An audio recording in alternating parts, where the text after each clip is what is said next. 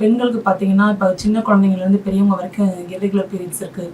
குழந்தை தள்ளி போகிறது, ரொம்ப வருஷமாக குழந்தை இல்லாமலாம் இருக்காங்க. அதுக்கெல்லாம் நம்ம காயக்கல்ப பயிற்சி செஞ்சு நிறைய பேருக்கு குழந்தை பிறந்திருக்கு.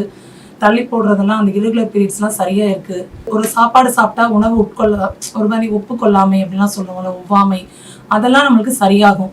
அந்த பயிற்சி மூலியமா நம்ம தவம் பண்ற மூலியமா, உடலுக்கு உடற்பயிற்சி செய்ய மூலியமா, அந்த அக்குப்ரெஷர்லாம் கொடுப்பாங்க, அதெல்லாம் செய்யறது மூலியமா நம்மளுக்கு என்ன ஆகுதுன்னா நிறைய நன்மைகள் இருக்கு.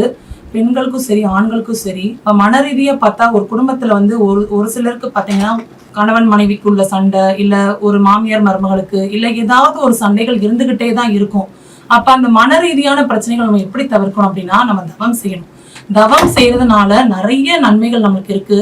அவ்வளோ மனசு அமைதியா இருக்கும். குழந்தைங்களை பார்க்கணும், கணவரை பார்க்கணும், வேலை இருக்கு, என்னென்னமோ இருந்துகிட்டே தான் இருக்கும். ஆனா நமக்காக ஒரு 10 நிமிஷம் நம்மளுக்கு மனசு அமைதியா இருக்கும். அந்த பிரபஞ்சம் வந்து நம்மளோட வந்து இணைஞ்சு வந்து நம்மளோட செயல்படும்.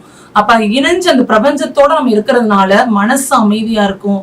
அந்த பிரம்ம முகூர்த்தத்துல செய்யும் போது இன்னும் நிறைய பெனிஃபிட்ஸ் நம்மளுக்கு இருக்கு. 14 வயசுக்கு மேல இருக்கிற குழந்தைங்க கண்டிப்பா நம்ம வந்து இந்த பயிற்சிகள் கத்துக்கிறணும்.